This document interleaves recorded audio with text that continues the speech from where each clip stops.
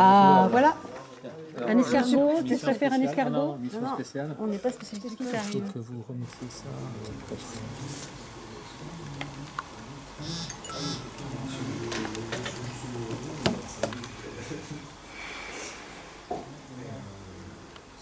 Il est quelle heure là? Là, il est minuit et demi. D'accord. Et vous travaillez sur quoi? Alors là, moi, je suis en train de terminer la répartition des bénévoles.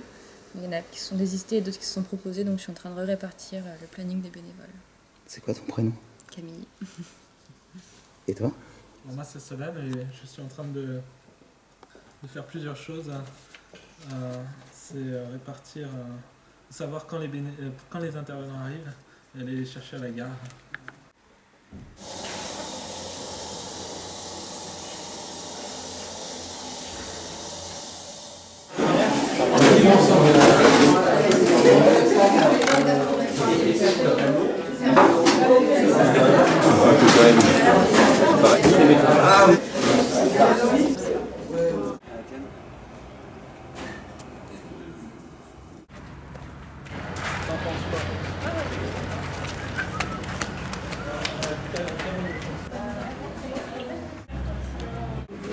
Mais ça, c'est le nombre de personnes alors qui...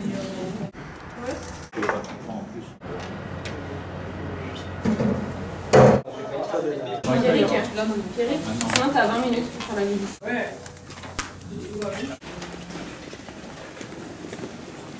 Alors nous, donc on entre par là et alors tout se fait dans les étages.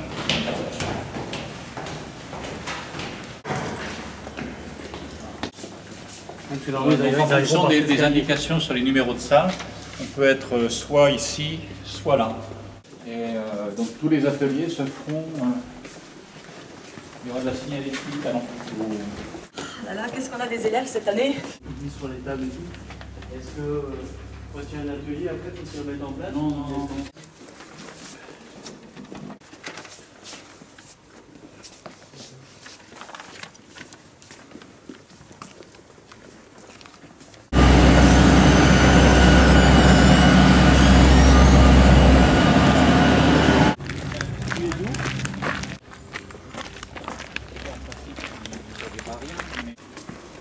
Alors par rapport à l'organisation ici, 1, 2, 3, 4, on attend, 5, 6. Donc les gens arriveront nécessairement par là et ressortiront par là aussi. Donc l'accueil se fait là, donc 2 personnes ici et on prend les tickets repas. D'accord, c'est tout ce qu'il y a à faire. On laisse les gens faire. Il y a un vestiaire, après il va nous montrer, je crois qu'il y a un vestiaire pour aller. Ouais. Oui, c'est vrai. Ah oui, le cas pour les bénévoles de ce midi en plus. Moi, par contre, je n'ai pas de vestiaire par ici. Ah d'accord. Je laisse juste mes affaires le matin, le soir, mais c'est tout. Je laisse pas de vestiaire, je mets rien au vestiaire.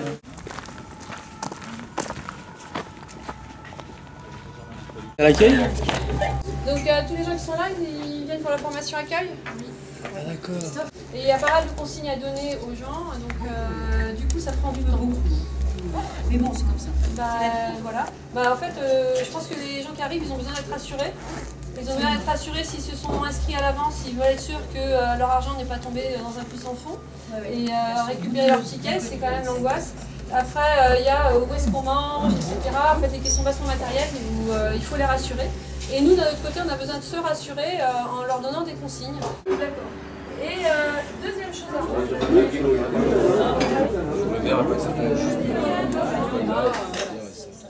C'est quoi comme bière? C'est une bière belge, je crois. D'accord. Peut-être que la première, là, il y aura un peu de mousse. Mais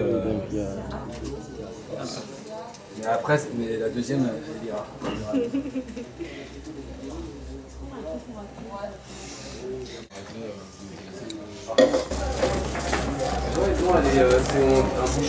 Je ne sais pas comment elle veut utiliser ça, Solène.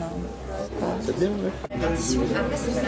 Alors, je m'appelle Arthur et je suis étudiant à l'université Paul Valéry à Montpellier. Qu'est-ce qui t'a motivé à venir de Montpellier jusqu'à Cavailleux-Chaumieux? Alors, bien déjà pour commencer, j'habite à Coulmiers-Chamiers, donc c'était tout près de là où habite ma famille. Et aussi à Montpellier, le film germano-suisse qui parle du revenu de base avait été projeté dans une salle de cinéma d'art et d'essai.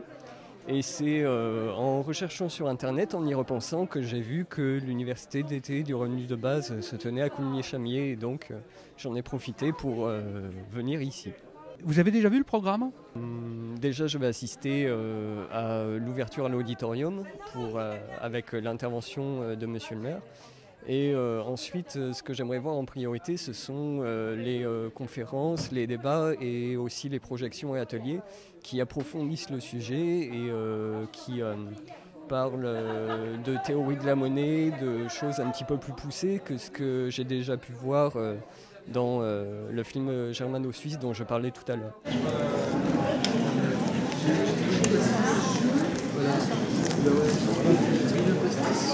Je voulais pas mettre ça. Pas la...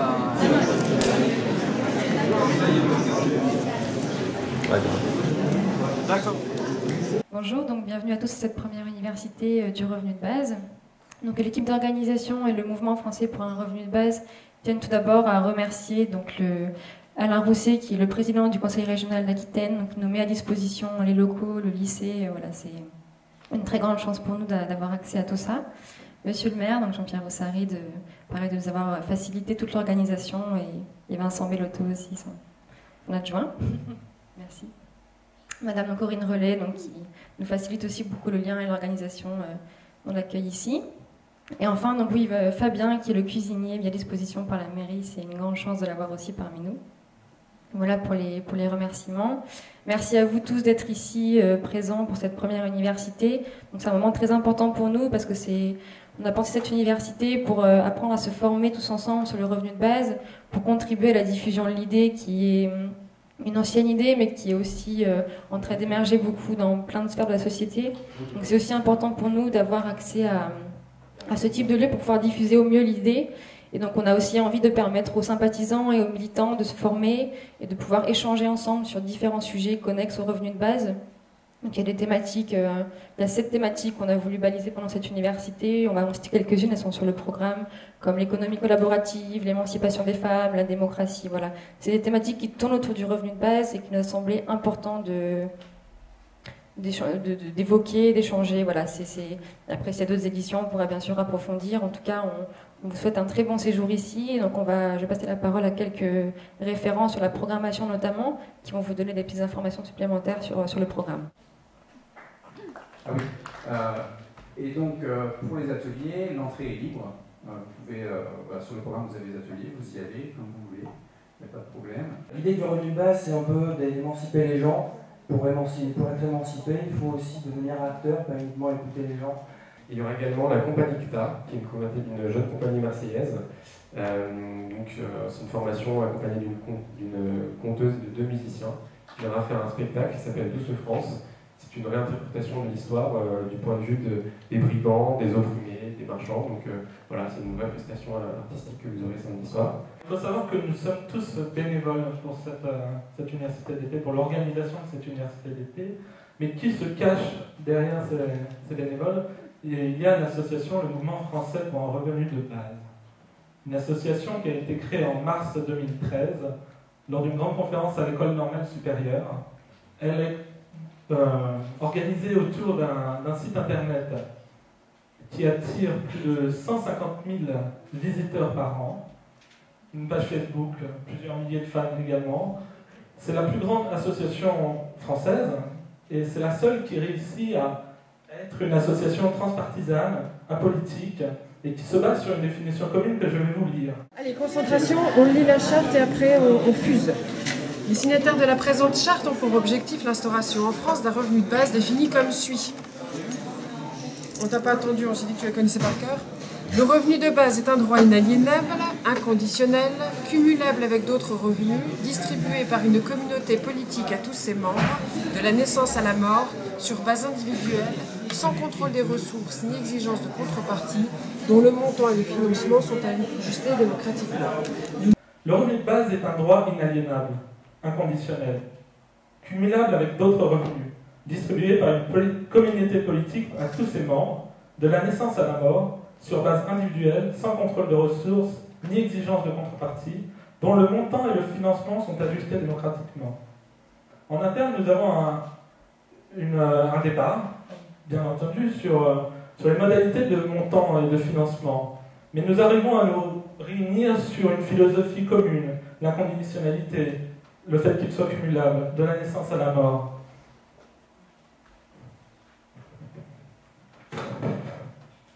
Donc le Mouvement français pour un revenu de base a différents projets.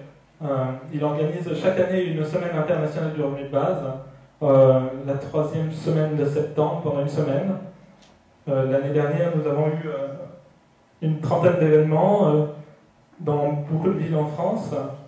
Nous sommes une association qui est structurée autour d'un comité de coordination qui se réunit une fois par semaine, un comité d'éthique qui veille au bon respect de la charte.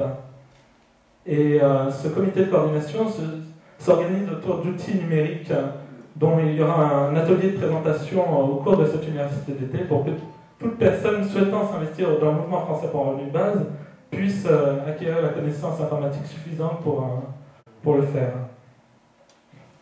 Voilà, donc bonne université à tous et puis je laisse la parole à Camille.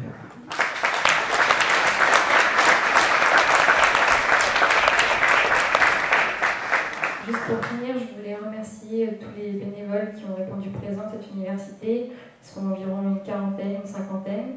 Voilà, un grand merci à eux parce que c'est grâce à eux que ça peut se dérouler aussi bien. Merci.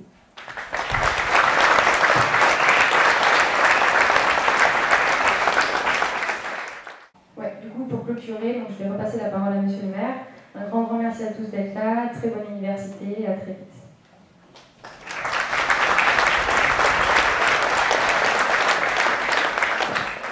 Voilà, bon, le cadre est fixé, l'installation, je crois, a été optimisée. On remercie encore Madame la directrice. Vous avez eu une très très bonne couverture médiatique. Hein, je remercie la presse. D'ailleurs, je vois quelques correspondants qui sont là. Et vous verrez passer constamment d'ailleurs des gens de la presse, ainsi que des gens de l'agglomération, notamment des élus qui ont été invités à participer à vos travaux. Vos travaux, je l'ai dit tout à l'heure, mais je vais me répéter, je le souhaite fructueux. Nous sommes à un moment charnière. Hein, la société dans laquelle nous sommes, bon, elle montre ses limites. Il nous faut inventer de nouvelles solidarités, de nouvelles façons de vivre ensemble. Et je crois que vous avez mis sur la table, effectivement, un dossier qui nous permet d'imaginer, d'inventer d'autres façons de vivre ensemble et de façon solidaire, hein, et d'une manière transversale et intergénérationnelle. Parce que on ne peut pas continuer à connaître des gens qu'on laisse sur le bord du chemin. Hein, il y a un nombre impressionnant de demandeurs d'emploi sur notre commune même. Je regardais les derniers chiffres, j'en suis à 565 chômeurs actuellement. Bon, donc on va être obligé d'inventer de nouvelles pistes, de nouvelles solidarités, comme je le disais. Donc phosphorer, inventer, proposer. Ce concept que vous avez choisi comme thème pour votre association, il n'est pas nouveau en soi. Moi, j'entendais parler, on évoquait avec une militante qui est là, à l'époque, on parlait de revenus d'existence. Vous parlez de revenus de base, mais je crois que bon, la thématique, elle est la même. Parce que cette société que nous connaissons, elle est grippée. Il faut donc la dégripper, ça ne va pas être facile. On traverse un moment délicat, et je crois qu'il ne faut pas avoir peur d'explorer toutes les pistes et de proposer, alors au monde politique, effectivement, hein, qui quelquefois en cours d'idées, de nouveaux concepts pour débloquer la situation. Donc allez-y, débridez, parlez. C'est déjà une forme de démocratie participative. Moi qui suis partisan de la 6e République, je crois que ce concept suit son cours. Beaucoup partagent ce concept-là. Eh bien, il faut parler et puis avancer pour une société plus juste et plus humaine. Voilà, bon travaux à tous.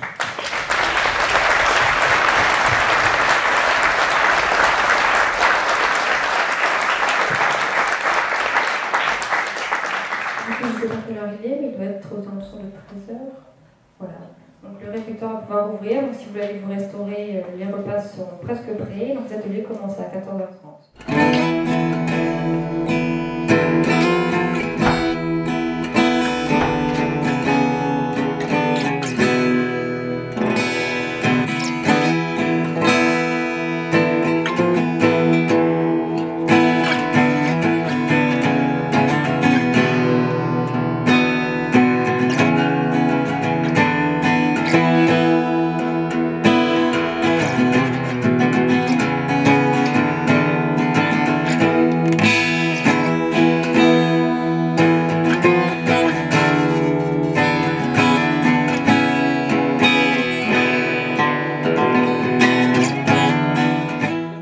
sur le post-it parce que c'est quand il y aura le revenu de base, oui, je serai conférencier de tout long, mais c'est surtout ce qui est à côté, que je ne fais pas maintenant et que je pourrais faire grâce au revenu de base, qui m'intéresse et qui, j'avais l'impression, intéressait les couleurs et le tableau et la réflexion.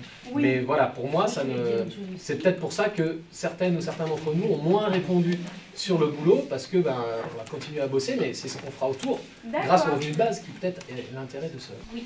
Moi, je voudrais juste dire que j'ai vu que c'était construire une société avec le revenu de base. C'est ça que vous dit l'atelier. Oui. C'est ça. Est-ce que notre société, je ne me rappelle plus, est-ce que notre société est prête pour la mondialisation? On va construire une société avec une société. C'était ça la thématique. Une fois qu'on a le revenu de base, moi, ce qui m'intéresse, c'est de savoir si on va vers une économie qui est plus solidaire, donc à un moment social et solidaire. Et pour moi, en fait, je me sens vraiment réjouie par cet atelier parce que, en venant sur la route de Bretagne, eh bien, j'ai eu une intuition. Je me disais pourquoi je viens, qu'est-ce que c'est finalement pour moi le revenu de base. Et d'un seul coup, une inspiration, et c'est ce que je voudrais vous partager, vraiment ce que j'entends et ce que je ressens en voyant tous ces papiers et en entendant ces réflexions, c'est que pour moi, le revenu de base existe déjà, ici, maintenant, parce que selon moi, vraiment ce qui m'est venu, c'est que le revenu de base est un outil de réflexion, et nous ne faisons pas autre chose depuis tout à l'heure, au service de cette réflexion sur une société dans laquelle pourrait exister un revenu de base. Et là où il y a des grandes questions qui circulent sur travail, etc., c'est parce qu'en fait, on est dans cette habitude de déjà chercher la stratégie. Mais ce qui est merveilleux avec le revenu de base, qui pour moi donc existe, c'est cette merveilleuse possibilité qu'il nous donne, enfin, de nous poser et de réfléchir à nos besoins, et non pas aux stratégies qui vont tout naturellement venir si on se connecte à nos besoins fondamentaux. Et je répète, pour moi, donc il existe, et dans ma vie c'est le cas, puisqu'il me permet chaque jour de me dire qu'est-ce que je veux être, vivre. Et la stratégie, c'est tout ce auquel on m'a empêché de penser, parce que tout simplement, mes parents, l'éducation, m'a fait penser par la peur. Et le revenu de base me permet de penser par l'élan, le désir profond, l'aspiration. Ce qui, pour moi, aussi m'amène à penser que le revenu de base est un outil spirituel. J'irai jusque-là. Vraiment, un développement de l'esprit. Génial. Voilà. Moi, il me semble que notre société, c'est une ruche. Chacun a sa place. Aujourd'hui, c'est une société bloquée parce que nos places sont assignées. On n'a pas le choix. Tu fais ci, tu fais ça. Avec le revenu de base, c'est un explosif.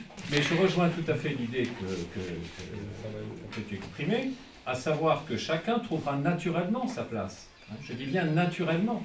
C'est-à-dire par goût, par choix, par formation, par culture, on aura notre place, parce qu'encore une fois, l'activité, je ne parle pas de travail, l'activité, c'est fondamental. On ne peut pas, quand on dit, ah oui, le revenu de base, bah, plus personne ne fera rien. Enfin, je veux dire, c'est la plus belle stupidité que j'ai jamais entendue. On est tous qualifiés, en quelque sorte, par notre activité sociale. C'est ça qui nous fait, qui nous donne, en quelque sorte, notre identité sociale. Donc, à partir du moment où l'on est naturellement dans notre espace social, je veux dire, le revenu de base, c'est la clé de voûte d'une structure sociale nouvelle, tout simplement. Le revenu de base permet de se réapproprier son propre pouvoir et non plus de dépendre de pouvoirs, de personnes qui nous maintiennent dans la peur en nous disant « mais comment tu vas faire pour éduquer tes enfants, pour payer ta maison, pour ton loyer, tes traites et la banque ?» Tant qu'on reste dans ces peurs-là, effectivement, on contribue au système. Avec un revenu de base, on se réapproprie son propre pouvoir et on a surtout le pouvoir de décider de sa vie et de savoir ce que l'on veut faire de sa vie. C'est mathématique impossible puisque, vu que c'est versé à chaque être humain et que le crédit ne crée pas l'argent, la masse monétaire, elle se fait que par cela. Ça dépend de la Si je puis me permettre, Stéphane Laborde va vous exposer son modèle demain. Mais soyez bien conscient que c'est le modèle futur idéal. Et qu'aujourd'hui, tu ne peux pas dire je vais vendre le revenu d'existence en le finançant comme ça. Il faut que tu reviennes les pieds sur terre parce que là, tu n'as aucun pays qui va accepter de mettre à plat le système monétaire international. Donc c'est une réforme souhaitable à terme. Il est bon au niveau théorique de savoir qu'on peut imaginer un nouveau système monétaire qui serait beaucoup plus juste. Ça, c'est un changement de paradigme, ça, c'est Mais pas. dans l'immédiat, si vous avez à répondre aux objections, vous aurez demain, avec moi-même et surtout avec Marc de Pasquier, une étude en disant voilà ce qu'on peut faire aujourd'hui. Alors c'est pas génial, mais ça peut se faire aujourd'hui. Ça, c'est un système idéal. Et c'est pour demain. C'est testé déjà en pratique. Il y a un site qui permet justement, Monem, qui permet de faire des échanges de services ou de biens sur une base comme ça, avec revenu de base, c'est-à-dire chaque utilisateur reçoit... C'est pas 521, mais ça dépend aussi de la masse monétaire. Chacun reçoit sur le compte cette monnaie virtuelle. C'est juste que ce genre de débat, moi je l'ai jamais avec des gens. Parce que le coup du comment ça se finance, on me la pose très rarement, ou alors c'est au bout d'un certain moment du débat. Moi directement c'est « Ah mais personne va travailler du coup ». C'est des trucs basiques. Et ce genre, par exemple le débat sur le financement, enfin, c'est clair qu'il est très intéressant, il faut l'avoir. Et une objection. Pour moi, les objections qui sont vraiment valables, et c'est ça moi qui me bloque aussi quand j'en discute avec des gens, c'est des problématiques beaucoup plus simples entre guillemets. C'est des trucs qui remettent tellement en question le fonctionnement que... On peut faire une liste des objections qu'on a souvent là. C'est entre par exemple... moi les objections dont je me souviens qu'on me fait souvent, c'est surtout personne ne travaillera. Une autre objection, c'est du coup, vu qu'on donne une grosse somme d'argent à tout le monde, du coup les pauvres ils vont acheter plein de trucs et n'importe quoi, des télé, des iPhones et compagnie. Enfin bref, c'est vraiment des questionnements. Pousser à la consommation. Notez-là l'objection, parce que là tu es sur le concret immédiat. Et moi c'est plutôt ça, je m'attendais plutôt à ça en fait en venant ici. On va vous répondre, c'est très facile. Parce que moi je crois que depuis la nuit des temps, c'est les êtres humains qui font la richesse. C'est pas les organisations. C'est quand avec ma tête et mes mains je fabrique quelque chose que j'ai quelque chose. On pense que 814 €, c'est possible de vivre dans un éco-village à condition de réduire tous les coûts cachés. Ok. Donc j'avais mal compris, en fait les 814 €, s'ils viennent après la fourniture des... Oui, voilà, c'est ça. La couverture des besoins essentiels. essentiels. Oui, voilà, c'est ça. Okay. Attends, non, ah non, c'est compris dedans. Ah, c'est compris dedans. C'est compris dedans, ouais. Mais... Non, je sais, mais toute la partie... Les pommes de terre produites localement avec les déchets verts. Oui, mais en gros, ces pommes de terre produites localement, elles vont être payées ou elles vont être fournies? Ah ben, alors là, il faudrait, pour expliquer, tu as raison, c'est une question très importante ce que tu dis. Ça, en fait, c'est le montage du projet, il est en trois étapes. À partir du moment où on va mettre la première pierre. En fait, ce qu'on va faire, c'est qu'on va réunir, on va commencer par un éco-hameau d'une trentaine de personnes. L'idée, c'est que les éco-hameaux sont regroupés en 10 éco-hameaux qui font un éco-village pour arriver à 300 personnes. Et l'éco-village se regroupe avec 6 autres éco-villages pour monter un éco-site d'environ 1800 personnes, qui est une taille suffisante pour commencer à faire des investissements un peu plus importants. Donc on va commencer par un éco-hameau de 30 personnes. Et là, comment on va faire? Eh bien, en fait, on va faire un financement comme on a fait pour les monnaies locales. On va demander un financement participatif des citoyens pour cette expérimentation qui vont apporter des euros sur un compte épargne éthique. Avec ces euros sur ces comptes épargne éthique, on va verser un revenu de base inconditionnel aux premiers habitants. Et leur premier travail à ces habitants, puisqu'ils ont un revenu de base inconditionnel, c'est de construire ce dont ils ont besoin pour vivre. Voilà. Et donc, au fur et à mesure que les habitants vont construire leur logement, produire leur nourriture, créer leur énergie, on va créer donc des produits. Ces produits, on va les valoriser en monnaie locale. Et donc, progressivement, la quantité d'euros versés dans le revenu de base inconditionnel va baisser et la quantité de monnaie locale va augmenter au fur et à mesure que la production locale va augmenter. Jusqu'à arriver à un moment donné où 100% du revenu de base sera versé en monnaie locale. Et comme dans un budget, l'investissement de la maison, la nourriture, l'énergie sont thèmes importants. On pense qu'avec 814 €, mais encore une fois, c'est une expérience. C'est pour ça qu'on aimerait bien être suivi par des scientifiques pour que vraiment on parte sur des choses extrêmement claires. L'idée, c'est de se rapprocher de ça. Peut-être qu'on commettra des erreurs, mais là, il faudra corriger. Mais notre idée, c'est de dire on doit pouvoir satisfaire ces besoins de base au niveau du seuil de pauvreté. Et si on y arrive, enfin 1 € de plus, ça veut dire que si on arrive, on ne pourra pas nous dire demain que si on verse un revenu de base à tous les citoyens français, au niveau minimum du seuil de pauvreté, c'est pas possible. C'est ça qu'on veut arriver. On veut leur montrer que ce qu'ils disent, c'est une grosse bêtise. Et que le revenu de base inconditionnel, ce n'est pas qu'une mesure d'allocation solidaire, mais que c'est une transformation radicale de notre rapport aux moyens de production. Et ça, moi, je trouve que c'est... Tu vois, c'est... Tu es prêt? Ouais.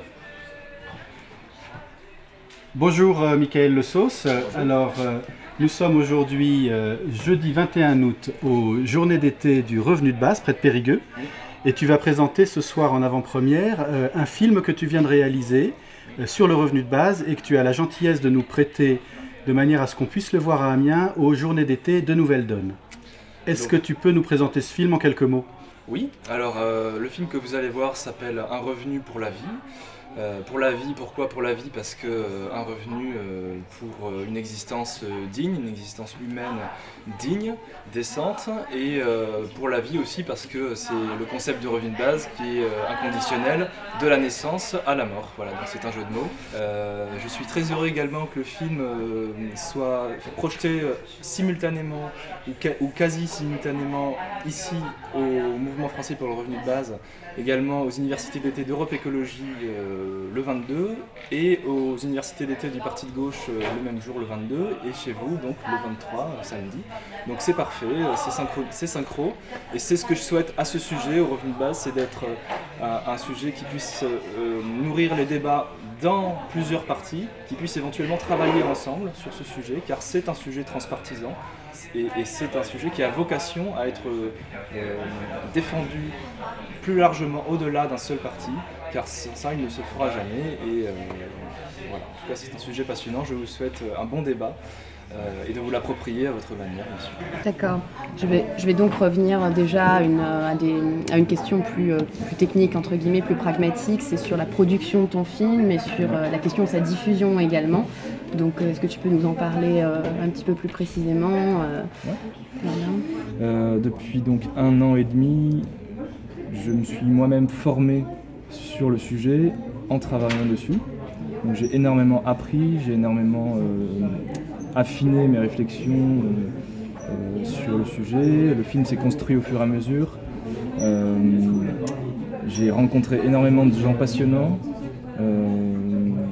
Donc sur un aspect plus de la production, donc c'est un collectif, donc on a appelé Création pour un revenu de base, dont je fais partie avec Alexis Lecointe qui lui travaille sur une conférence gesticulée et Catherine Lafont qui travaille sur un film d'animation. Ensemble on s'est réunis, on a fondé ce petit collectif qui est un sous-collectif des Zooms Verts, qui travaillent spécifiquement sur le revenu de base. On a réuni nos 3 projets pour créer un site internet, présenter notre démarche et demander des sous aux internautes, aux citoyens sous forme de crowdfunding, qui est un crowdfunding permanent et qui nous a permis concrètement là, de rémunérer par exemple des techniciens. Par exemple le monteur qui a fait le montage de mon film a pu être payé grâce aux contributions des internautes. Voilà, ça c'est l'aspect financement. On a eu une subvention de l'Europe aussi qui représente la moitié de nos fonds aujourd'hui.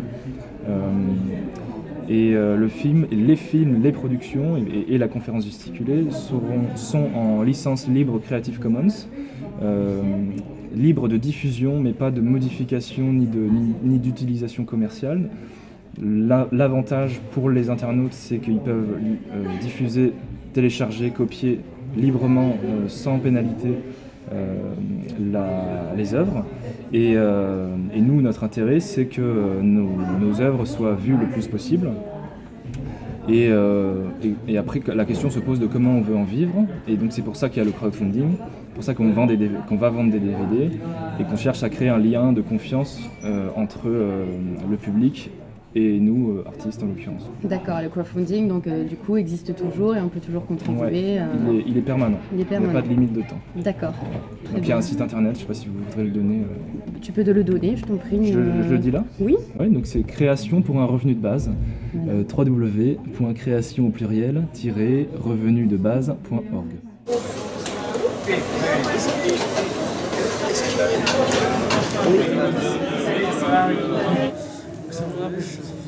Une opération ensemble. Ok. On en a besoin. T'auras plein d'autres choix. Ah bah c'en est un aussi. Oui, si lui on a. Bon, ça c'est un petit peu.